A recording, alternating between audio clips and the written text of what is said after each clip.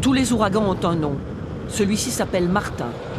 Météo France l'annonce pour la fin de l'après-midi sur le littoral charentais avec des pointes de 150 km/h. Il est là, à l'heure dite. Mais les anémomètres s'envolent vers 17h30 après avoir enregistré 198 km/h à Chassiron, 194 à Royan. Ça, ce n'était pas prévu. À la nuit tombée, Martin se déchaîne.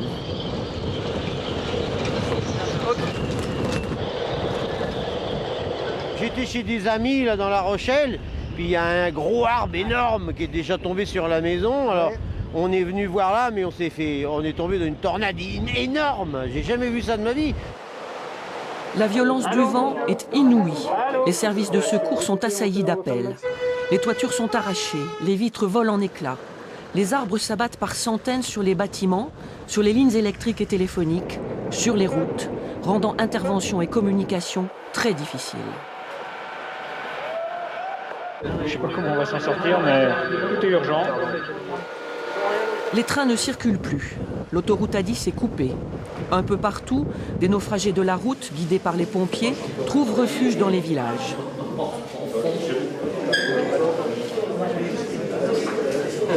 La tempête est venue tellement vite qu'on a été bloqué au pont de Rochefort et puis après on n'a pas pu passer. Toutes les routes étaient bloquées par des troncs d'arbres.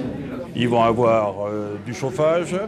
J'ai rappelé mon personnel, ils vont avoir du café chaud, ils vont avoir des gâteaux et ils vont s'installer tant bien que mal pour essayer de passer un moment, voire la nuit éventuellement si nécessaire. La tempête est annoncée jusqu'à au moins 6 heures demain matin.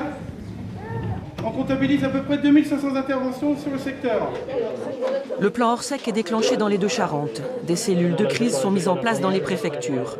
La liste des dégâts s'allonge de minute en minute, presque de seconde en seconde.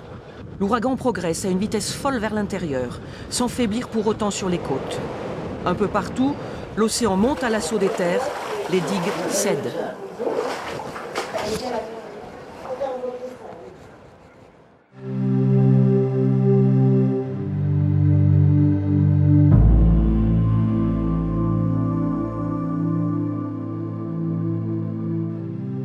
Au lever du jour, la région est en état de choc.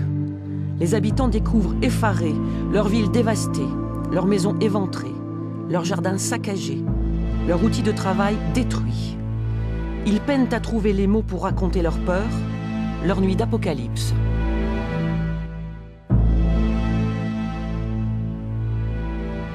Imaginez comme autour de nous, les toitures en l'air, des choses comme ça, mais le matériel écrasé par les murs, non. Ça, j'imaginais pas. Le jardin qui était, je sais pas moi, le patrimoine de la ville. Et puis le parc François Ier. Le parc François Ier, 50 hectares ravagés. C'est les arbres qui tombent, c'est les tuiles qui s'envolent, c'est les bateaux qui partent à la dérive, c'est les cabanes qui se... C'est un raz-de-marée qu'on n'avait jamais vu ici. L'ouragan a tué 24 personnes, blessé 90. Les pompiers de La Rochelle ont sauvé 7 automobilistes de la noyade. Au bord de la Gironde, des gens sont restés 6 heures dans 1,20 m d'eau salée. Ils resteront 6 jours sans eau, 12 sans électricité. 6000 poteaux et 1000 km de câbles électriques sont à terre. Les forêts sont des cimetières d'arbres, pleurés par leurs propriétaires. 10 ans après, rien ne s'est effacé de la mémoire des habitants de la région. Il y a toujours un avant et un après tempête.